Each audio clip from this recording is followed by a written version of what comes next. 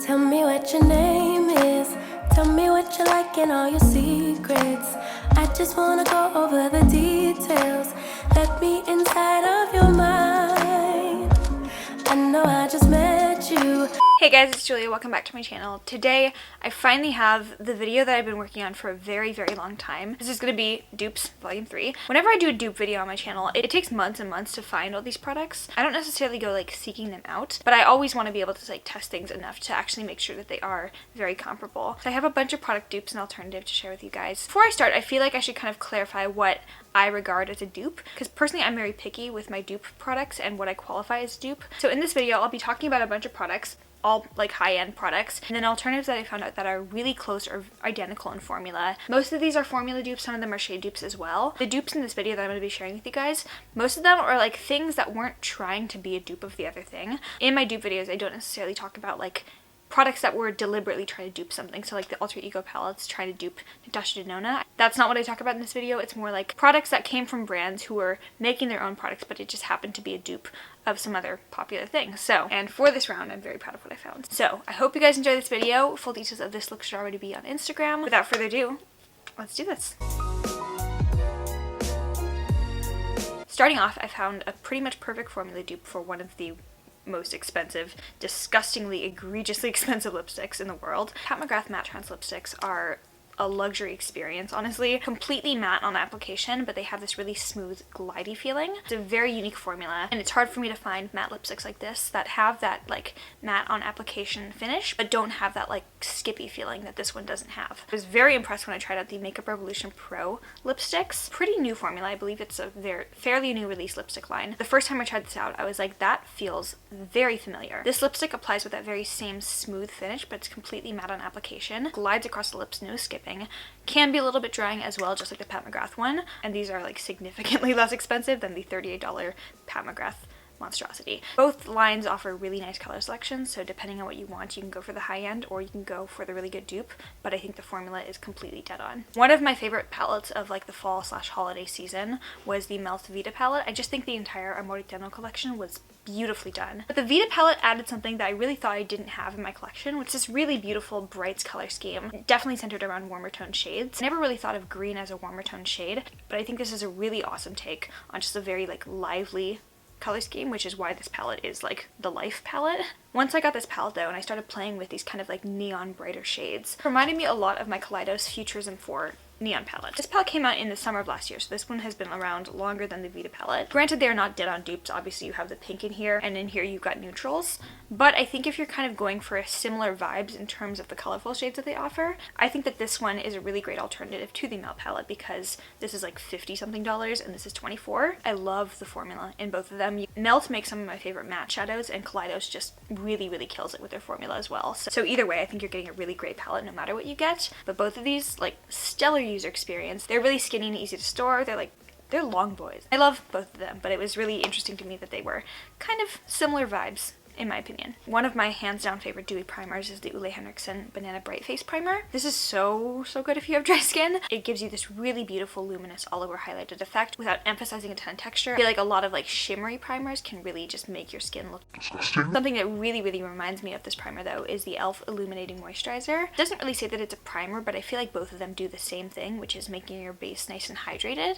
which can help your makeup stay on longer. So I think both of them do a really great job as primers. They even both have little squeezy pumps, which is one of my favorite ways to package products like this. I've done a face trial wearing this on one side of the face and this on the other side of the face. It gives you the exact same finish, completely the same, where my face looks the same at the end of the day. This is in the 30s, I believe, and this is no more than $15 depending on where you get it. So I do love both of these, but this is a great alternative. This is probably the least precise dupe that I could find. I would say like a 70% formula match. Product is discontinued and it's one of my favorite things in my collection. But I feel like this dupe can give very similar vibes to what this one creates on your face. So the transcendent, Nobel Prize winning, all-seeing, omnipotent, Hourglass Illume Sheer Color Trio. I've never known how Samantha Ravindale felt until now. Do you ever look at someone and wonder what is going on inside their head?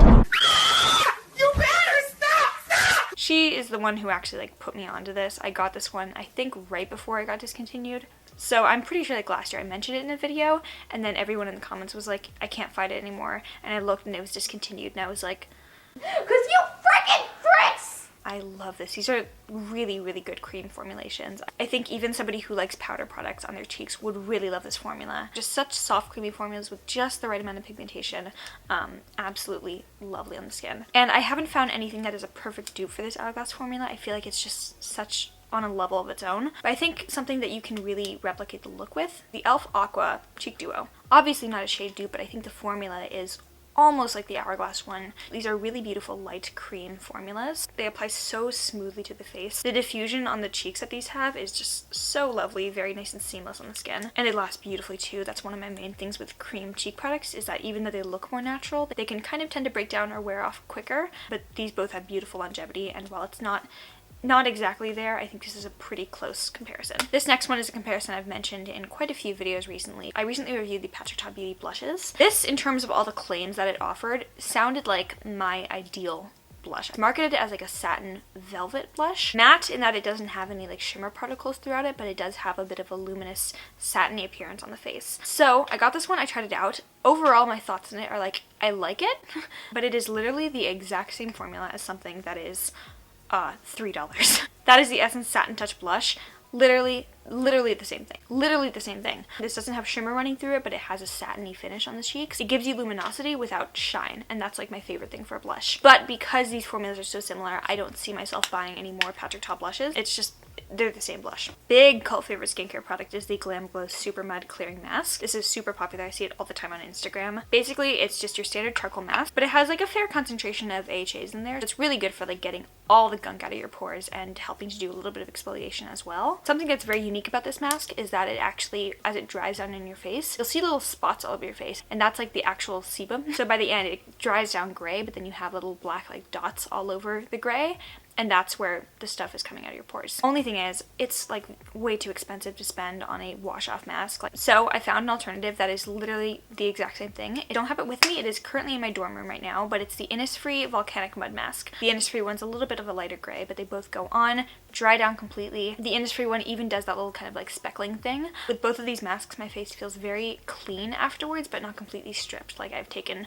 all the sebum off my face, because you don't want to do that. I don't currently have the Tatcha Luminous Dewy Skin Mist with me, because I've gone through, I think, three different bottles of that, and then I found this mist and never repurchased it again. Tatcha Luminous Dewy Skin Mist gives you this really almost borderline aggressively dewy look, actually kind of oil infused. So as well as like melting your powders into your face, it gives you a little, it like deposits a thin layer of oil onto the top of your face, which isn't for everybody, but for me and my dry skin, for me, because my skin like doesn't produce oil because she hates me, I do enjoy the look of Tatcha on my face. But I don't enjoy the price tag. This is the Forte Beauty Glisten Up Mist. I have a full size in my dorm right now, but then I have the mini size here because I will not be anywhere without it. One of my favorite things from the Forte Beauty skincare line in general, but it's basically just a glycerin-y face mist, but it has this really fine like gold shimmer throughout it, which I thought I was gonna absolutely hate. I really was scared that this was gonna give me like Tin Man vibes on my face. But the luminosity in here is so finely milled that it really just shows up as this beautiful sheen on your face. It gives you a beautiful dewy look. So kind of the similar effect that the oil in the Tatcha mist gives, but it's not oil, it's shimmer. So I feel like this will actually work for a lot more skin types, but give you that same beautiful effect. So much less expensive. The only gripe I have with this is that the mist is like, it's not the finest, but it's not awful either. I love a good soft mist. This just kind of like, it's there. It's a mist. Wow. Another one of my favorite cream cheek products, the Glossier Cloud Paints.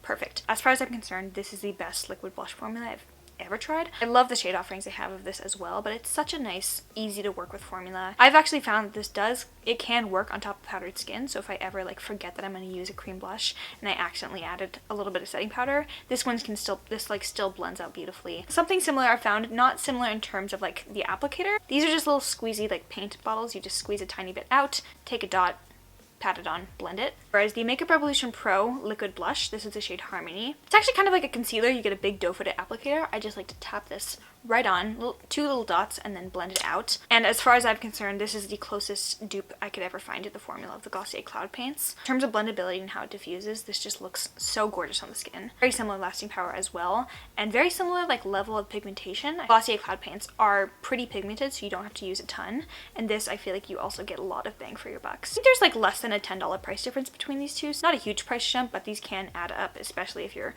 ordering other things from Glossier. It can be pretty expensive, so good alternative if you want one.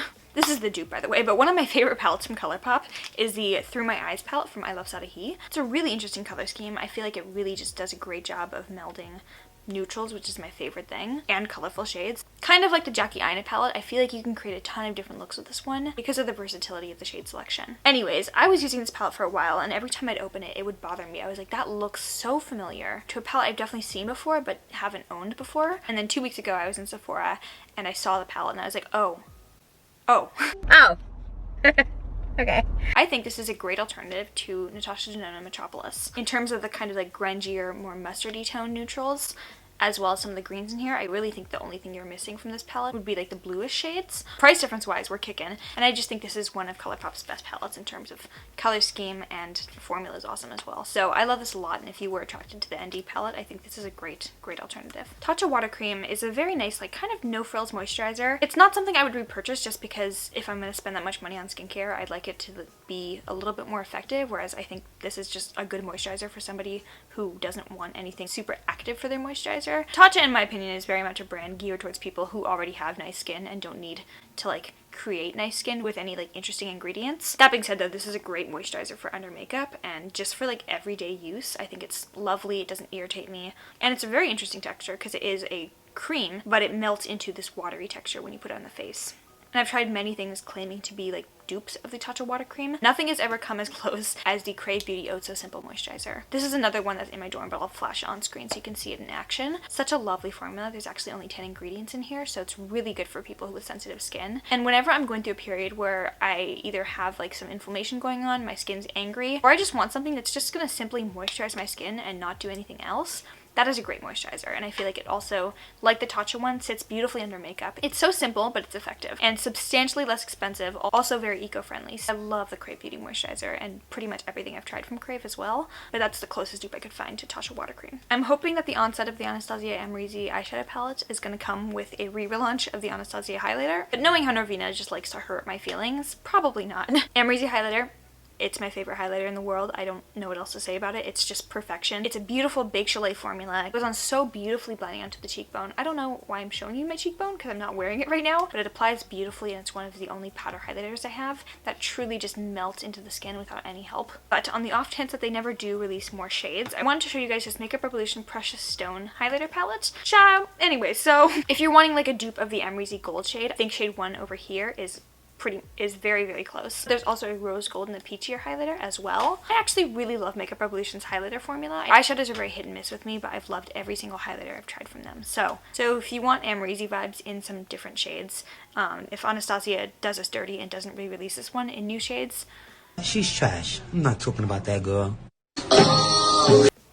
here, go for this one. Speaking of Makeup Revolution highlighters, I wanted to talk about the Too Faced Diamond Light highlighter. Somehow BoxyCharm sent me their January box. I don't know how. I've never given them my address, but it just showed up at my house. I don't know if I should be scared or not. My manager probably gave them my address, but it was weird. This highlighter, I gotta say, is kind of my guilty pleasure because I've wanted this diamond highlighter in this gimmicky packaging for so long, but could never like give myself an excuse to buy it, and then it showed up and I was like, okay, I have it now. This is the pink one, and I don't like pink highlighters on me. It's more of like a rose gold, so it has a little bit of a champagne undertone and just kind of has this like rose quartz finish. Very bulky, unnecessary packaging, but I do think the aesthetic fits, so I don't mind it. But very similar effect and very similar formula is the Makeup Revolution Rose Quartz highlighter. Again, I love Makeup Revolution highlighters. This one in particular, one has a little bit of that like rose quartz, rose gold finish, and the difference between these is almost imperceptible. So I'm wearing the Too Faced one on this cheekbone, and I'm wearing the Revolution one on this cheekbone, and I think they look the same. Sometimes I get upset when I look at this. It's the Kwan sculpting powder in the shade Light. Are very good contours, but they're so expensive. I don't care that this is a cult favorite. It is too much to pay. It is too much to pay for a single contour shade. It does last for a really long time. The pan is pretty deep as well, but like, oh my god. But I did find a really great alternative in terms of formula and look. The Innisfree My Contouring little single pan. It comes in the little compact as well. So cute. You do get a decent amount of product in here. Again, I think the pan is pretty deep like the Kwan one, but it's not astronomically expensive, and I think the Innisfree one is an almost dead-on formula dupe. So, and then the final thing, the Laneige Cream Skin Toner, which I stupidly do not have with me because it's in my dorm right now. It's my favorite toner. Such beautiful moisturizing ingredients if you have dry skin. That's like the one thing that has changed my skin completely. It's a very nice thin liquidy layer, but then it turns into moisturizer on the face. It just, hydration bomb. Something similar that I was testing out and then I realized, oh, that's really very much like the Laneige Cream Skin Toner, is the Fourth Ray Beauty Waterfall Gentle Tonic. This is a lovely toner, especially if you have dry skin. I would say that the Laneige one is like 10% more hydrating. It's still pretty close and definitely a lot less expensive to get this one. Especially because toner, I feel like, is something that people go through really quickly. I've already gone through an entire one of my Laneige. While that is something I would probably continue to repurchase, I like having this one. I think this is a really great toner and a very good affordable alternative. Alright guys, that is it for volume 3 of dupes. I put so much work into this video, so I really hope that you guys found a dupe in this video for something that you were possibly wanting, but I hope I was able to share an alternative for something that you were wanting. If you like this video, please give it a thumbs up. Make sure you are subscribed down below, and also follow me on Instagram to see makeup looks like this posted. Yeah, and if you made it to the very end of this video, you get the bonus name. I love you. Bye.